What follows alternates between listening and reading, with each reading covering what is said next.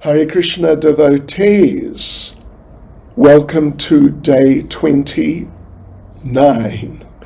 Day 29 of our Bhakti Vaibhava seminar on Srimad Bhagavatam, third canto. This is day 29 of the third canto.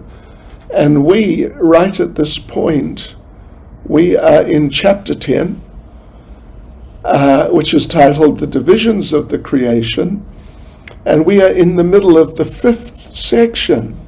Fifth section is verse 11 to verse 17, and it's titled Maitreya discusses time in terms of phases of creation. So today we we're continuing on. We're in the middle of this section. We finished verse 14 yesterday, so we're continuing on with verse 15. Okay, so let us first of all recite our prayers. Nama Om Vishnupadaya Krishna Prestaya Bhutale Shrimati Bhakti Vedanta Swaminiti Namane Namaste Saraswati Devi Gauravani Pracharane Nirvishesha Shunyavadi Paschitya Deshatarane Sri Krishna Chaitanya Prabhu Nityananda Sri Advaita Gadadha Shivas Adi Gaura Bhaktavrinda Hare Krishna Krishna Krishna Hare Hare Hare Rama Rama Rama Hare Hare Vanchkalpatarubhyascha kripa sindhubhya eva cha patitanam pavanebhyo vaishnavebhyo namo namaha. Srila Prabhupada ki jai. Right, so now important point, let me just have a look here. Anyway,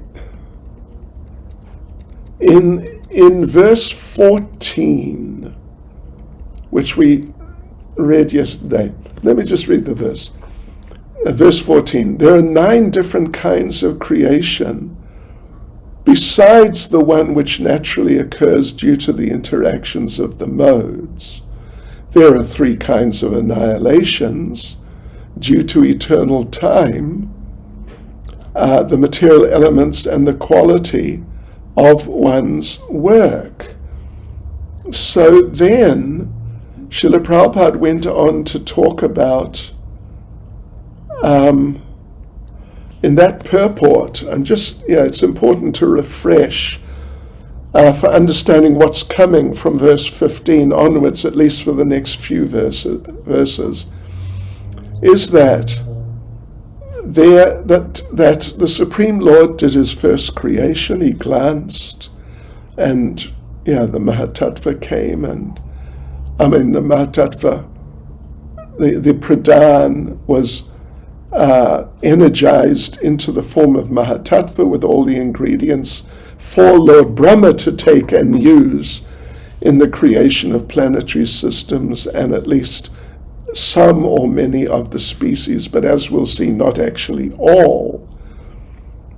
But then Prabhupada mentioned there are other creations due to interactions of the material elements. In other words, there is another type of creation, or it's sort of like an unfolding of things in the material world on the basis of, it's more or less like the impetus, some sort of carrying over from the impetus of the creation of the Supreme Lord. It's not exactly part of his creation. As Prabhupada says, it's other creations are due to interactions of the elements. They're just some interactions which some things come about. So, and it's not directly the activity of the Lord, although indirectly it is, as a sort of carrying on from his conscious creation, but it's not part of the specific creation of Lord Brahma of making planets and creating the humans and so on. So, therefore, it's said here in verse 14 said there are 9 different kinds of creations. So let's get into it then. Verse 15. Of the 9 creations, the first one is the creation of the Mahatattva, or the sum total of the material ingredients, wherein the modes interact due to the presence of the Supreme Lord. Yes. In the second creation, the false ego is generated, in which the material ingredients, material knowledge, and material activities arise. Yes, so, anyway, Srila Prabhupada then goes on. There's a purport here in verse 15. The first emanation from the Lord for material creation is Mahatattva. Yes, that's by his action. And then interaction of the modes, which are also, they manifest at that point.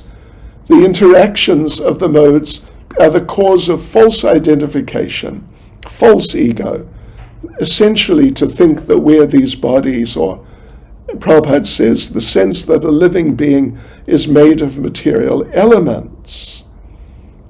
Yeah, so false ego essentially means to identify the body and the mind with the soul. But then Prabhupada makes the point that the material resources and the capacity and knowledge to work are all generated in the second creation after the Mahatattva. Yes. So, yeah, this is the unfolding of the creation from the creation of the Supreme Personality of Godhead. Yes, so this is mentioned here in verse 15 and in the purport of verse 15. It's a little complicated, but they're ongoing aspects from the creation of the Lord and before Lord Brahma begins his work. Okay, so on we go to verse 16. The sense perceptions are created in the third creation. And from these, the elements are generated. The fourth creation is the creation of knowledge and of working capacity. And there's no purport there. Verse 17, the fifth creation is that of the controlling deities by the interaction of the mode of goodness, of which the mind is the sum total. The sixth creation is the ignorant darkness of the living entity, by which the master acts as a fool. Yeah, this is all very interesting. Right, so the purport, there's an fairly extensive purport to verse 17. First of all, Prabhupada makes the point that the demigods are called devas because they're devotees. And all devotees are devas or demigods. Traditionally, yeah, the term deva really usually indicates demigods or godly people. So all devotees certainly are godly people, so they're all devas. And everyone else is an asura or a demon. And that's how to understand the separation between devas and asuras. Sometimes the devas are called suras, means godly people.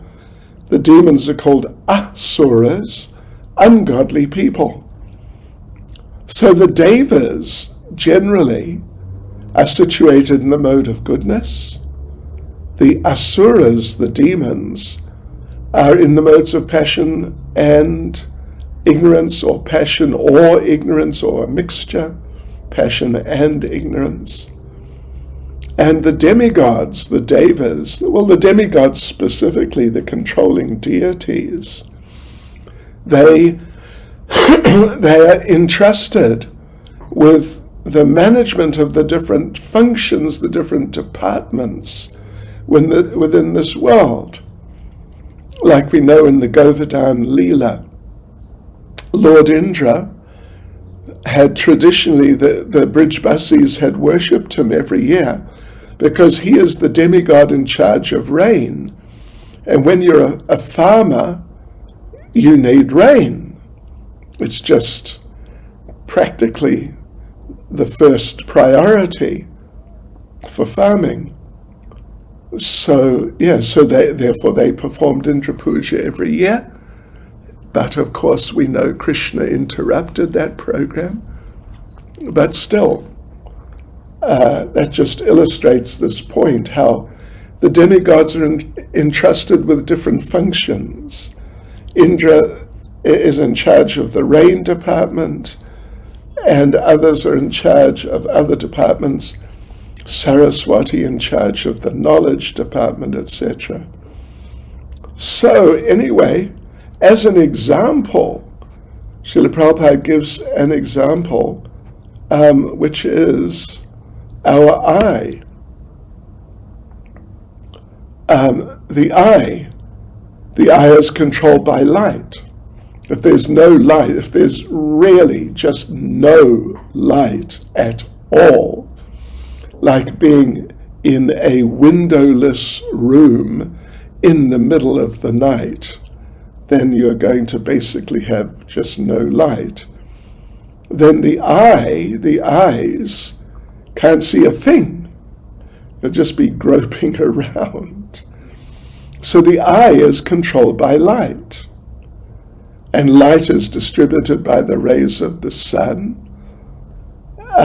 And therefore the controlling deity is the sun. Then similarly, the moon controls the mind. And in that way, all the other senses are controlled by different demigods. And Srila Prabhupada concludes this paragraph of the purport by saying, the demigods are assistants of the Lord in the management of material affairs. Then there's a short second paragraph. Prabhupada makes the point that after the demigods are created, all the living entities are covered by the darkness of ignorance. Yes. And of course the foundational fact, is that within the material world, every living entity is conditioned by the mentality of lording it over. Lording it over the resources of material nature, and lording it over other people too. Yes.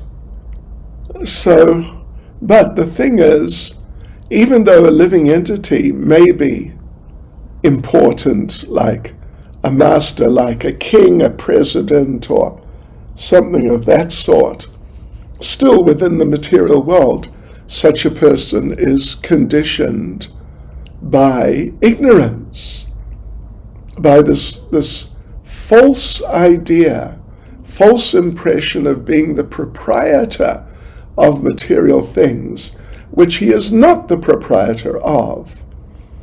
So then there's a third paragraph in this purport of verse 17, that the energy of the Lord called avidya is the bewildering factor for the conditioned souls.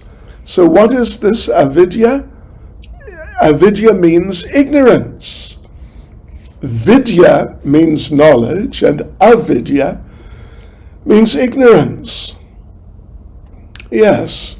So this whole material nature, Prabhupada says, is called avidya, because every living entity, except for the devotees, otherwise every living entity is just under the control of material nature. They're all in ignorance. But Prabhupada makes the point that for the devotees who are really engaged in devotional service and pure devotional service, the same energy becomes vidya, or pure knowledge. Yes, so for the devotees, Prabhupada says the energy of the Lord within the material world, material energy is Mahamaya. But for the devotees, Mahamaya is transformed into Yoga Maya, spiritual energy, which inspires. It does many things, but it inspires the devotees to engage in devotional service, and in that way they become very happy. So Prabhupada makes the point, interesting point, the material nature as such. Well, and let me just go back to the very last point I made, that under Mahamaya, the material nature, then the material nature is called avidya, or ignorance, and all living entities under it are in ignorance. But then for the devotees, the pure devotees, those who are just seriously engaged in devotional service wholeheartedly, so then that Mahamaya, material energy, material nature, transforms to Yoga Maya, and the devotees see everything like that, and then they actually see it in its real feature, that this energy is actually ultimately the spiritual energy of the Lord, Yoga Maya. So anyway, next point though, the material nature works in 3 phases. So Prabhupada describes those. First of all, the creative principle of the material world, then just ignorance, but then ultimately as knowledge. So therefore, in the 4th creation, as discussed, which verse was it? It was actually verse 16. The 4th creation is the creation of knowledge and working capacity. So Prabhupada makes the point that in the 4th creation, the power of knowledge was created. That was the verse before.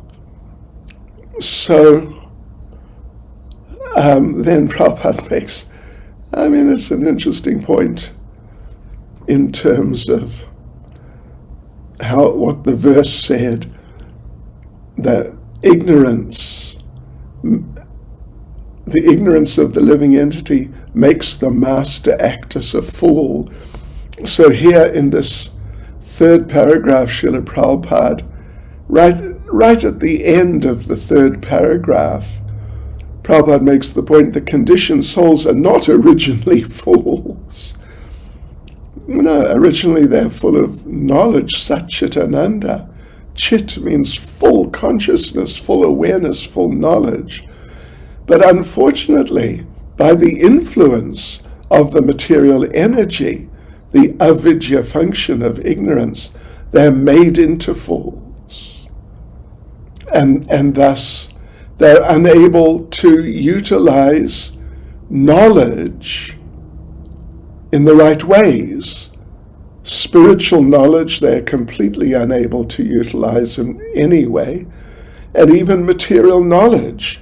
They use it, of course they use it. They make so many material things and trying to push forward material civilization, but they're doing all that in the wrong way, so they end up just becoming entangled and lost in material life. So therefore Prabhupada says they're unable to utilize knowledge in the proper channel. And then the last little paragraph, it's just one sentence, I'll read it. By the influence of darkness, the conditioned soul forgets his relationship with the Supreme Lord and is overwhelmed by attachment, hatred, pride, ignorance, and false identification, the 5 kinds of illusion that cause material bondage. Okay, so now we go on to the next section. The 6th section and last, it's from verse 18 to verse 30, which is the end of the chapter. And we call this the creations by Brahma. The creations by Brahma, verse 18 to verse 30. Okay. So let us read through the section, through the verses, and then we'll come back and do the verses with the purports as we always do. Right, so verse 18. All the above are natural creations by the external energy of the Lord.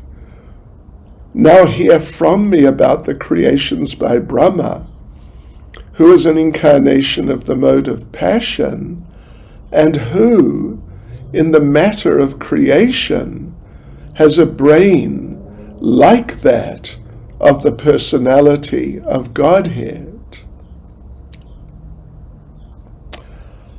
Okay, there's no purport there, so verse 19. The 7th creation is that of the immovable entities, which are of 6 kinds, the fruit trees without flowers, trees and plants which exist until the fruit is ripe, creepers, pipe plants, creepers which have no support, and trees with flowers and fruits. And there's no purport here either. So we go on to verse 20. All the immovable trees and plants seek their subsistence upwards. They are almost unconscious, but have feelings of pain within. They are manifested in variegatedness. Okay, verse 20. The 21, verse 21. The 8th creation is that of the lower species of life, and they are of different varieties, numbering 28. They are all extensively foolish and ignorant. They know their desirables by smell, but are unable to remember anything within the heart. Sure, amazing. Verse 22. O purest Vidura, of the lower animals, the cow, goat, buffalo, Krishna stag, hog, Gavaya animal, deer, lamb, and camel, all have cloven hooves. Means a hoof which is divided into two parts. The horse, mule, ass, gora, Sharaba bison, and wild cow all have only one hoof. Next time you look at a horse, just notice that. Yeah, distinct from the cow. So anyway, carrying on with verse 23. Now you may hear from me about the animals who have 5 nails. Verse 24. The dog, jackal, tiger, fox, cat, rabbit, sajaru, lion, monkey, elephant, tortoise, alligator, gosapa, etc., all have 5 nails in their claws. They are known as panchanakas, or animals having 5 nails. Verse 25. The heron, vulture, crane, hawk, basa, baluka, peacock, swan, sarasa, chakravaka, crow, owl, and others are the birds. All right. Verse 26. The creation of the human beings, who are of one species only, and who stock their eatables in the belly, is the 9th in the rotation. In the human race, the mode of passion is very prominent. Humans are always busy in the midst of miserable life, but they think themselves happy in all respects. Yes, okay, that's a good one. Verse 27. O good Vidura, these last 3 creations and the creation of the demigods, the 10th creation, are Vaikrita creations, which are different from the previously described Prakrita, or natural creations. The appearance of the Kumars is both. Okay. Anyway, maybe Prabhupada will talk about that later. Verses 28 and 29. The creation of the demigods is of 8 varieties. 1. The demigods. 2. The forefathers. 3. The asuras, or demons. 4. The Gandharvas and Apsaras, or angels. 5. The Yakshas and Rakshasas. 6. The Siddhas, Charanas, and Vidyadharas. 7. The Bhutas, Pretas, and Pishachas. And 8. The superhuman beings, celestial singers, etc. All are created by Brahma, the creator of the universe. And verse 30. Now I shall describe the descendants of the Manus. The creator, Brahma, is the incarnation of the passion mode of the personality of Godhead. The creator Brahma as the incarnation of the passion mode of the personality of Godhead creates the universal affairs with unfailing desires in every millennium by the force of the Lord's energy. Right. So there we go, devotees.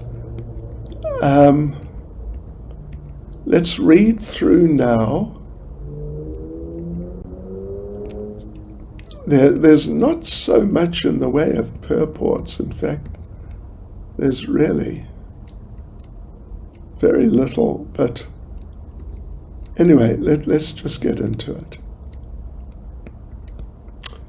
So yes, it's the sixth section, the creations by Brahma, from verse 18 to verse 30.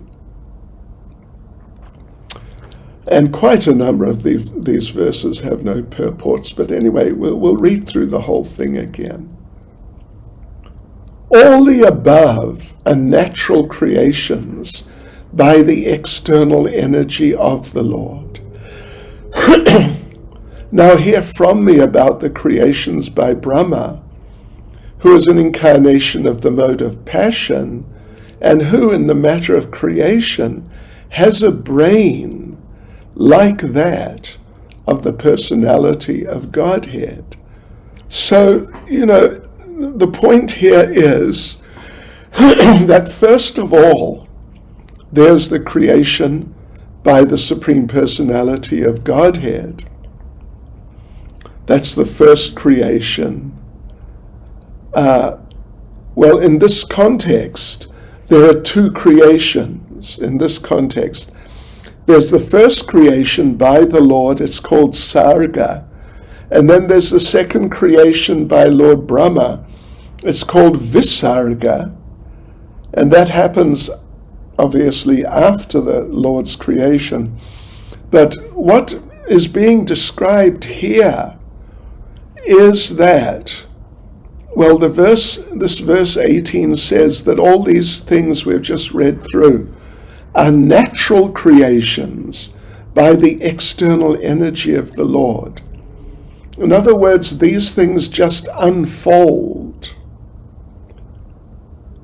on the basis of the impetus,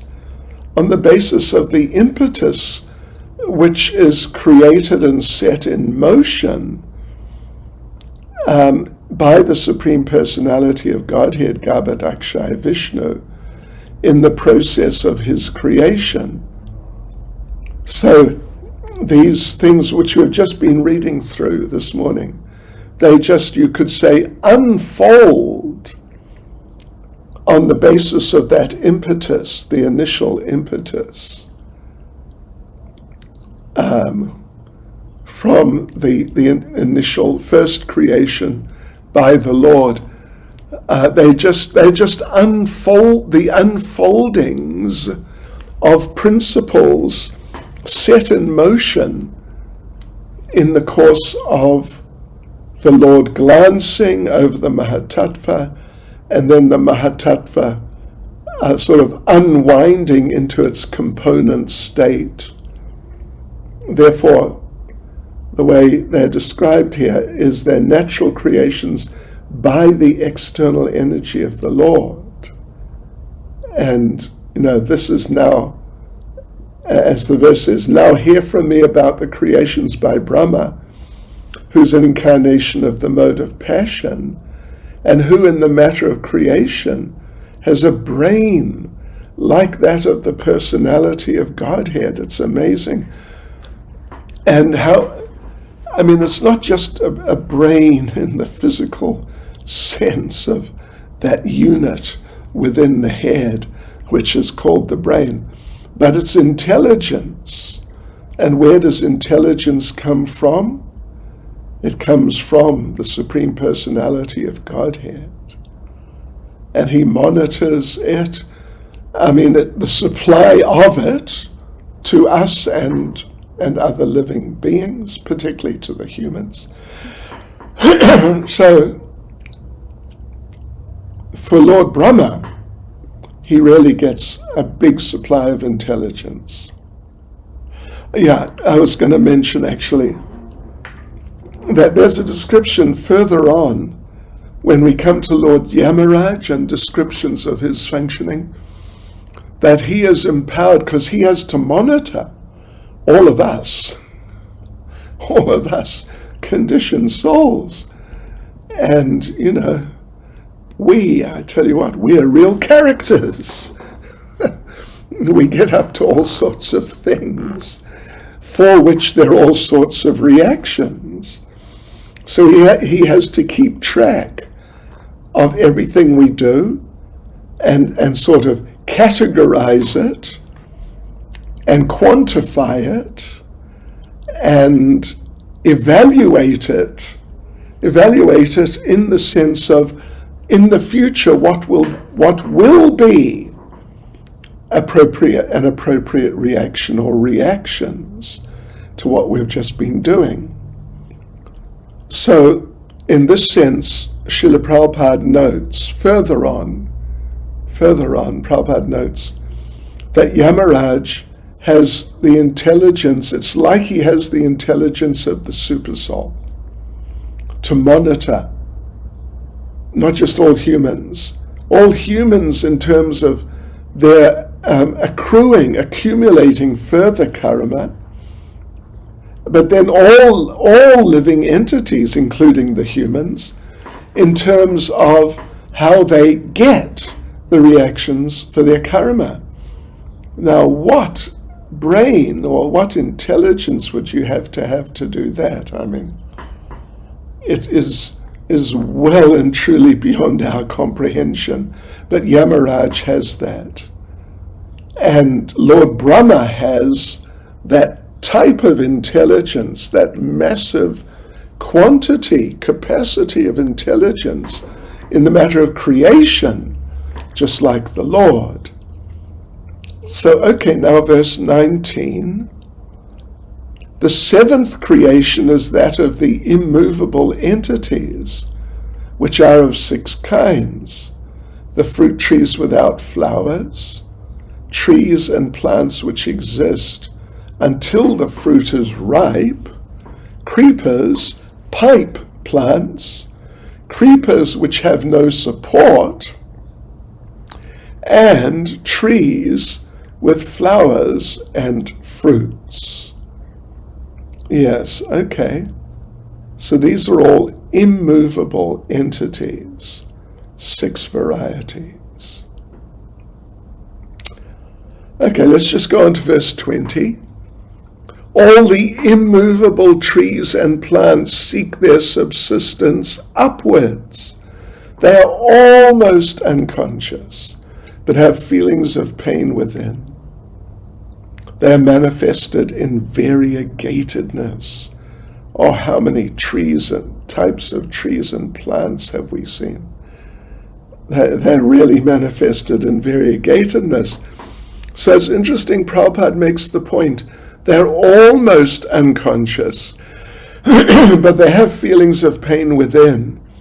So they're almost unconscious means they're not unconscious, although they're very close to it, but actually they're conscious. And you may remember not long ago, it was just a matter of, a few weeks or some number of days, Srila Prabhupada made the point that trees, they are conscious, they have intelligence, because when they're growing, of course, they grow up. But sometimes as they're growing up, they encounter a blockage. So what do they do? Do they just sort of stop? No, they turn around, and at least they try to go around the blockage, and in many cases they do. So it's not that they're actually just unconscious as such, although they're almost, but they have feelings of pain within. Verse 21. The eighth creation is that of the lower species of life, and they are of different varieties. Numbering 28. They're all extensively foolish and ignorant. They know they know their desirables by smell, but are unable to remember anything within the heart. Yeah. There are certain types of animals, and all they know is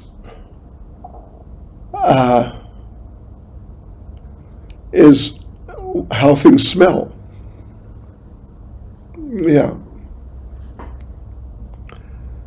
And beyond that, they don't really have much of a capacity to sort of evaluate and calculate and make, sum things up and make decisions.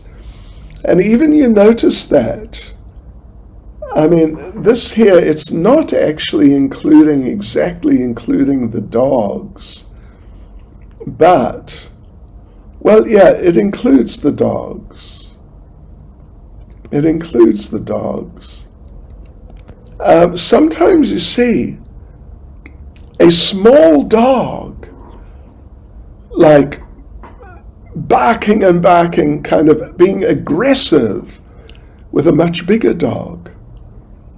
And the much bigger dog, all it has to do is just turn around and bite the little dog, and the little dog's going to be in big trouble. But the little dog doesn't make that sort of calculation. Human beings, generally, they make such calculations.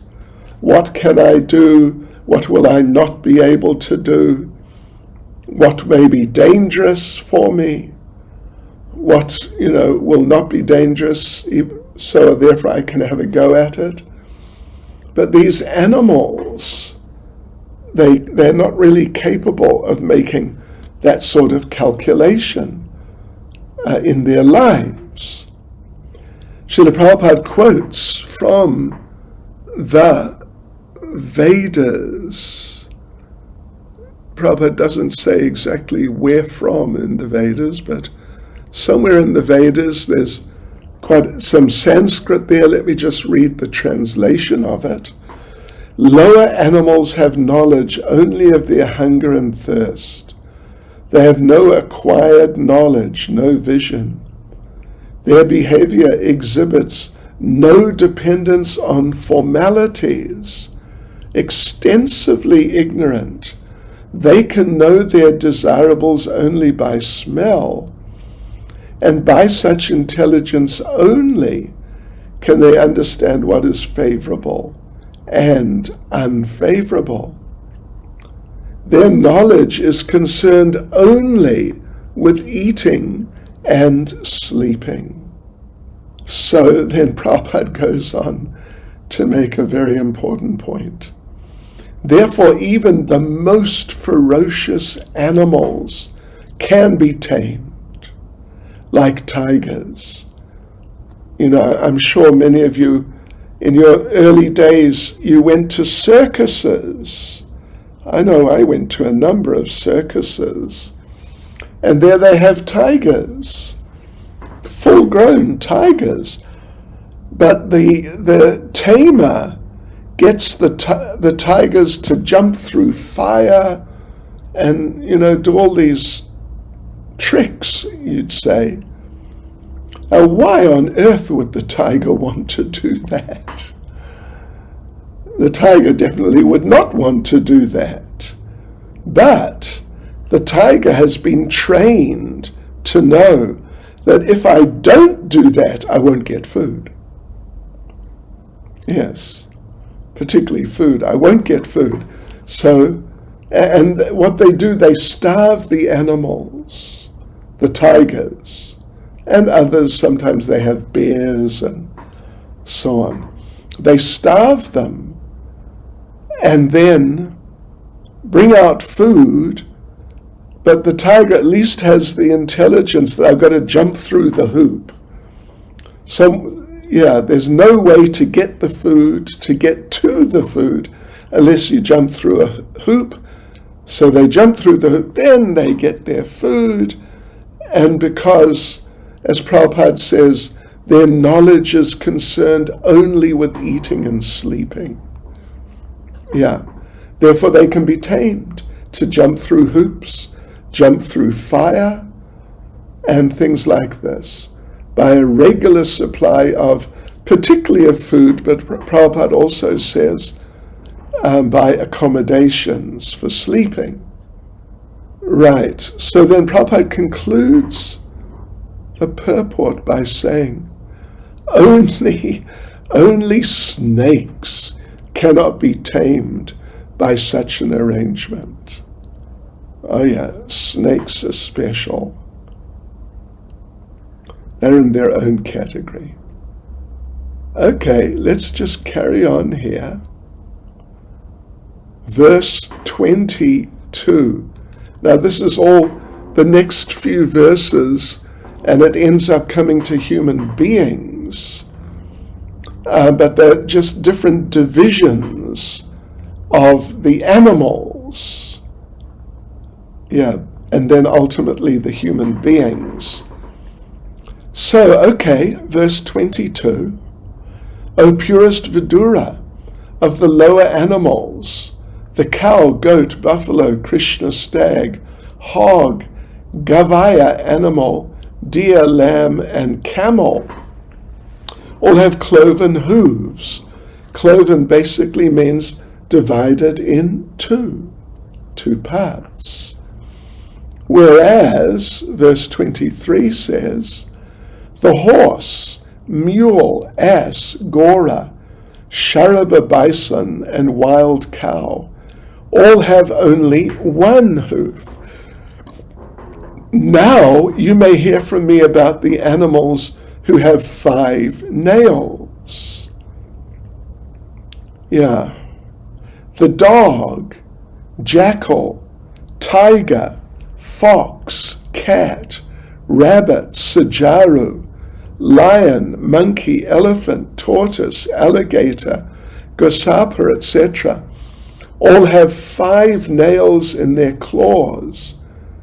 They are known as pancha nakas, or animals having 5 nails. So, just an interesting point that dogs can easily be trained. Dogs can easily be trained to do many things, even though they're particularly attached to eating and sleeping. But dogs can be trained to do so many things, all sorts of things. And dogs really develop relationships with humans. I'm sure you're all well aware of that. And cats also. Cats are not as sort of sensitive as dogs.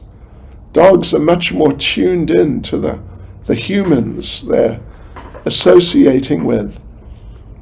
But dogs are very smart and can be encouraged to be extremely smart. And cats also, to a lesser degree. But otherwise, and elephants can be trained. Monkeys can be trained. To do all sorts of quite extraordinary things. Elephants are famous. They live long lives, and they have long memories. They'll remember you. If you have a relationship with them, they'll remember you if you come 20 years later. And if they haven't seen you for 20 years. So anyway, all these creatures have 5 nails in their claws. They don't have hoofs like the other animals we just read about, the cows, goats, buffalo, horses, etc., etc. They have hooves of different sorts, cloven or solid. Right, so verse 25, the heron, vulture, crane, hawk, basa, baluka, peacock, swan, sarasa, chakravaka, crow, owl, and others are the birds. Okay, yeah, well, they're the birds. And anyway, I mean, some birds can be trained even to speak. Speak. I mean, it's not really speaking like we speak to actually convey specific messages, but it's just the reproduction of sounds. And then verse 26, the creation of the human beings who are of one species only. The creation of the human beings who are of one species only and who stock their eatables in the belly is the 9th in the rotation. In the human race, the mode of passion is very prominent. Humans are always busy in the midst of miserable life, but they think themselves happy in all respects. I mean, that's sort of a sign of intelligence, you could say, that they have imagination, or a form of intelligence called imagination. Yeah, humans who have like vivid imaginations, they can be good authors and good speakers, things like this, because they just come up with different ideas.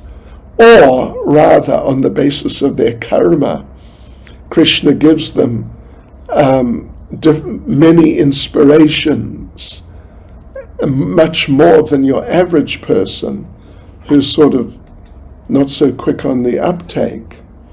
So they have so much imagination, that, which is, a certain aspect of intelligence, that even in the midst of suffering, they're able to think themselves happy. This is imagination, hallucination, but it's based on imagination. So, right. So that was verse 26, and we've just been through a whole lot of verses which didn't have purports, but this one does. Verse 26, let's go through it. First point is that the humans in general are more passionate than the animals, and therefore Srila Prabhupada says, thus the sex life of the human being is more irregular. You may have noticed that the animals, if you've kept dogs, particularly if you've kept dogs or cats, but in my family we had dogs. We had boxer dogs. Yeah, and they were really members of the family. Anyway, but they were both female, mother and daughter, and as far as sex life was concerned, generally they weren't very interested. But the term is to be on heat. To be on heat. When those dogs, female dogs, were on heat, gee whiz, they were really, suddenly the male dogs became more attractive, even if they were just, not very nice looking dogs. Oh, Krishna, excuse me. But yeah, so it's like that. But the humans, they're on heat all the time, 24/7, 365 days a year, and 366 in leap years. Yeah, so it's their sex life, their reproduction is not as orderly as animals. Yeah. So Prabhupada makes that point here in the purport, that the animals have their time for sex life. When the female is at that fertile point, the male dogs just know it, because the female dogs give off, anyway, let's not get into the biological functions, but the male dogs can smell, and they come around. Otherwise, the rest of the time, male dogs, it's just, life is just going on without that sort of interest really happening. So, so animals have regular times for sex life. Humans don't. It's just any time. But humans have higher consciousness for getting relief from miseries. You know, sometimes you see the animals like the cows and sheep and horses, those animals, you know, raised on farms. Sometimes it's just raining and raining, and they just stand there. They don't even make an effort to get out of the rain. So the humans have higher consciousness for getting relief from miseries. But due to ignorance, Prabhupada says, they think that this higher consciousness is for advancing material comforts. Yes. And just getting better facilities for enjoyment and better facilities for protection. So therefore, human intelligence is being misused in the animal propensities of eating, sleeping, mating, and defending. And by this advancement in material comforts, it's a very important point. The humans are becoming more miserable. They're becoming more miserable. There's more suffering around. But still, because of their imagination, they always think they're happy even in the midst of misery. So Srila Prabhupada concludes the purport by saying, such misery of human life is distinct from the natural, comfortable life enjoyed even by the animals. Because these dogs that we had, these boxers, anytime, if they weren't running around, and they weren't running around that much, but when they weren't running around, they just lie down. That's what they did. They're either running around or they're lying down. Yeah, so trying to enjoy. Right, so verse 27. O good Vidura, these last three creations and the creation of demigods, the 10th creation, are Vikrita creations which are different from the previously described Prakrita, natural creations. The last three creations we're up to, 9. The dogs and cats and so on, the horses and the cows and so on and so forth. Yeah. So, okay. Now these are all the different types of animals, and then the humans and the demigods. Yeah. They're not just these so-called natural creations which just unfold on the basis of the impetuses from the Lord's creation. Right. They're actually created by Lord Brahma, or the offspring of Lord Brahma, from Lord Brahma as such. Yeah. The appearance of the Kumars is both. Okay. So their Vikrita creations really implies they're intelligently done creations by Lord Brahma, whereas the Prakrita creations, the natural ones, they just unfolded. So, okay, verses 28 and 29. The creation of the demigods is of 8 varieties. 1, the demigods. 2, the forefathers. 3, the asuras or demons. 4, the Gandharvas and Apsaras or angels. 5, the Yakshas and Rakshasas. 6, the Siddhas, Charanas and Vidyadharas. 7, the Bhutas, Pretas and Pishachas. And 8, the superhuman beings, celestial singers, etc. All are created by Brahma, the creator of the universe, which includes the humans and the animals, as we just mentioned a couple of minutes ago.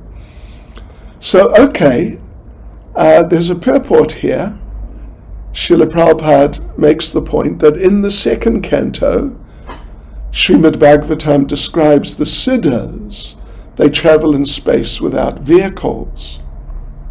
They can go by their will from one planet to another easily. They don't need sophisticated and complex machines like aeroplanes or rockets. So therefore, Prabhupada makes the point, in the higher planets, the inhabitants are far superior than those of this planet in everything, art, culture, science, as their brains are superior to us. So even the Bhutas, Pretas and Pishachas, Prabhupada refers to them as the spirits and jinn. They're also counted among the demigods because they can do things humans cannot. And verse 30, we're right at the end of the chapter. So, now I shall describe the descendants of the Manus, the creator Brahma as the incarnation of the passion mode of the personality of Godhead, creates the universal affairs with unfailing desires in every millennium by the force of the Lord's energy. And there's a very short purport here, one sentence. Let me just read it. So Prabhupada says, the cosmic manifestation is an expansion of one of the many energies of the Supreme Personality of Godhead. The Creator and the created are both emanations of the same Supreme Truth, as stated in the beginning of the Bhagavatam, Janmad Yasya Yataha. Okay, devotees, so there you go. Tomorrow we will continue on with chapter 11. Hare Krishna, Srila Prabhupada Ki Jai.